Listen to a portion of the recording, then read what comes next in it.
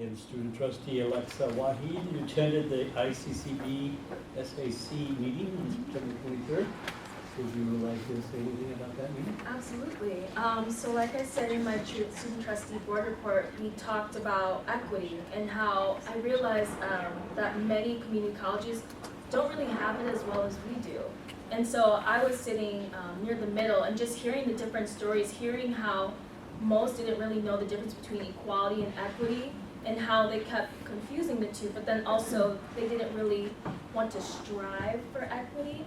And so I brought in what CLC was doing and how we're implementing that within our strategic pillars and how we're incorporating the student voice as well. And then we switched it onto the topic of how most student trustees on the board aren't actually heard. Most of their votes are counted as either an advisory vote or even they're just sitting on the board just to be there, just to have a student representative. And that's really interesting because what we're trying to strive for is being able to accommodate all students, getting that equitable resource and being able to show that their voices are heard. We're giving a voice to the voiceless. And so honestly, that meeting was amazing. I can't wait for January because this is debates that we had. Even the presenter that was presenting about equity, he got a little frustrated, but then he took a deep breath, turned it around and said, okay, let's talk about personal experiences. Let's see how we can all relate to one another in the room and then grow from there. So yeah, that's really long drive, never driving myself. So Alexa, what you're saying is student trustees are sitting on boards of trustees at different colleges and they're never called upon, never commenting? No. Yeah, there was one student trustee, he's, oh my goodness, his name is Steve, but he was all the way down from the southern part of Illinois. He is a non-traditional student, but he sits on the board of trustees and he's just there as kind of like decoration. And we also talked about a student equity ladder as well, which I'd be happy to share with you. But it's like he was on level 2, like as decoration. So he was only there to appease the minds of the board. And he never really got the chance to speak. So That is discouraging after all these years, very discouraging. It's also a sign of how forward-thinking you were, Rich, back in the day when you insisted on having this position. You and I've talked about that before. I probably wouldn't have been that forward-thinking. That kind of scared me a little bit. And I mentioned that to you a year and a half ago, I think. And you know, you just that vision that you had way back when to do something so forward-thinking, and it's still kind of a rarity.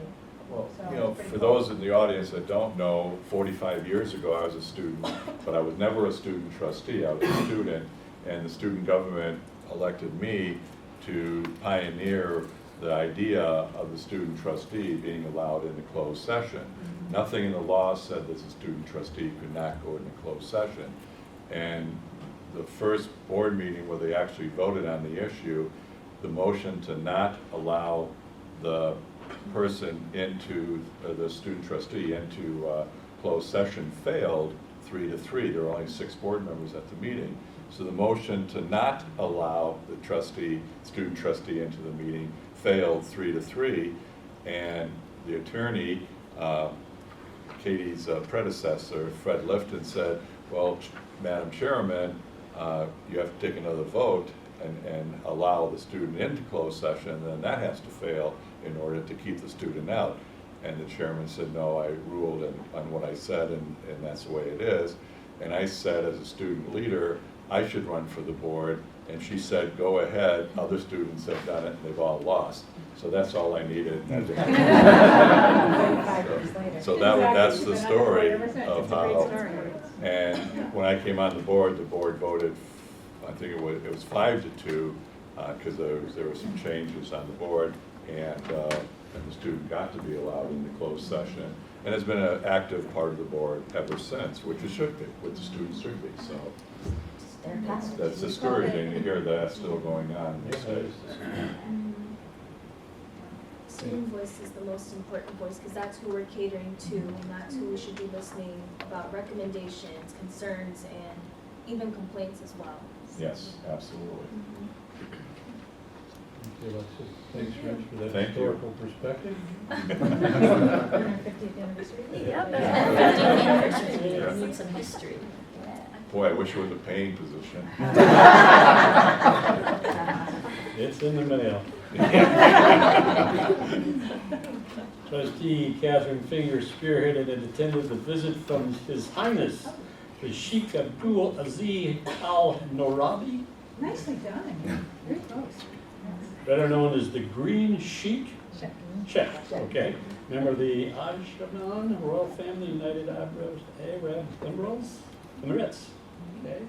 Would you like to take that one? I would be happy to, so thank you for bringing that up. Yes, we did have a wonderful day yesterday with His Highness Abdul Aziz Al Niwami from Ajman, the United Arab Emirates, member of the royal family, and several individuals that I met on a trip to the United Arab Emirates last February. By virtue of an association I have with a group. I'm on an advisory board of the Arab American Business and Professional Associates in Chicago, and have been greatly blessed in my life to have wonderful, deep friendships with a variety of really interesting international folks. And when some of my friends found out I was going to go to the UAE, they connected me to the royal family without me even knowing. And the next thing you knew, before I actually arrived, I received invitations from members of the royal family, and I was hosted with two of my friends by members of the royal family on four different occasions. And that amazing visit.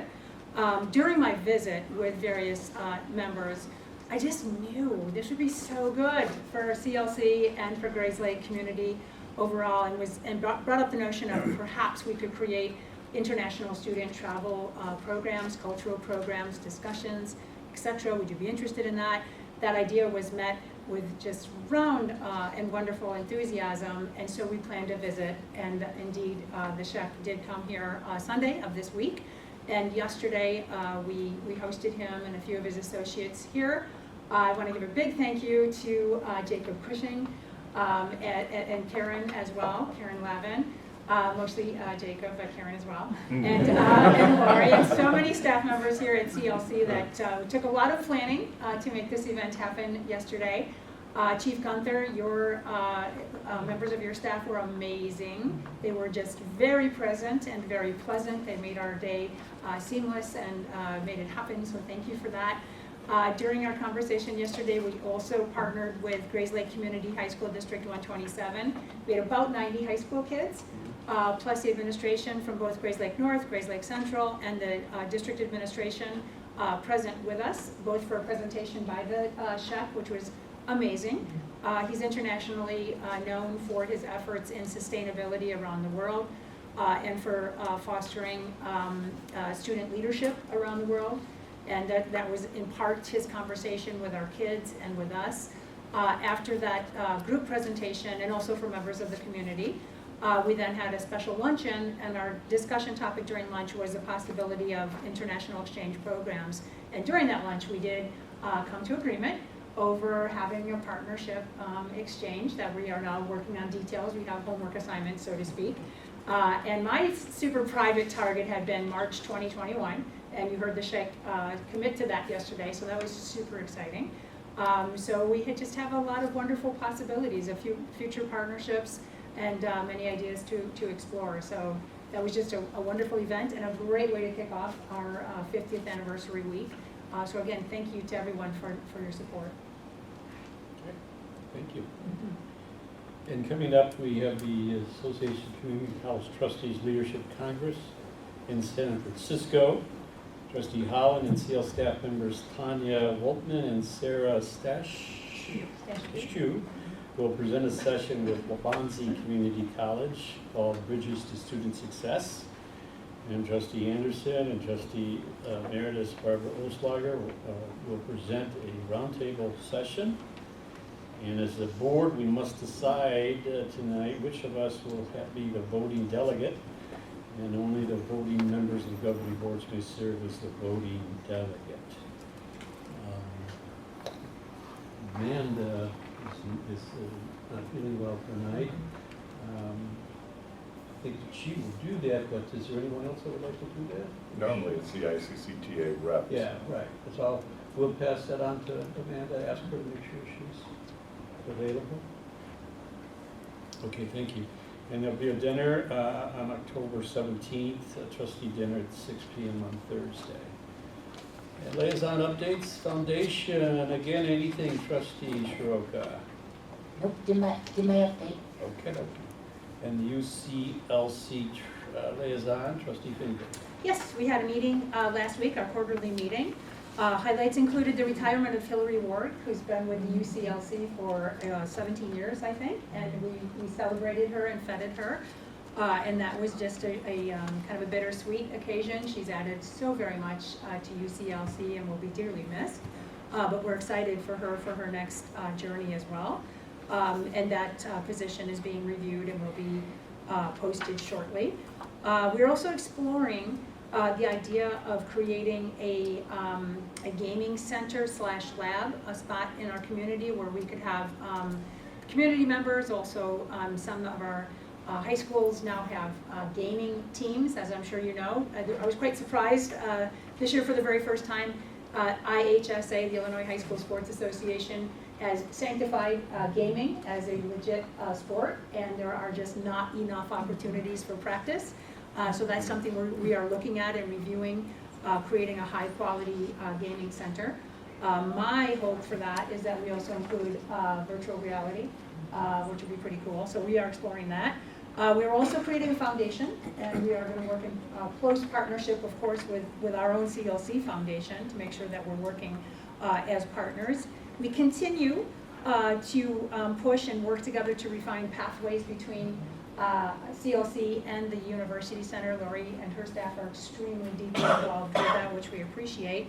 And we discussed including Director Joel Williams with us as the CLC trustee team and president team for advocating in Springfield and even Washington, D.C., which we thought was a good idea in terms of funding and maybe working a little bit more closely as partners for political advocacy. So that was a request from our executive director, Joel Williams, and I discussed it in brief with Lori, and we just thought it might be a good idea to add him and his efforts when we go to Springfield and to Washington, D.C. Yeah. Thank you. You bet. Okay. I'd just like to say publicly, thank you all for the extra curriculum activities that you all do take on. As I think the audience can see, it's more than just one night a week or one night a month.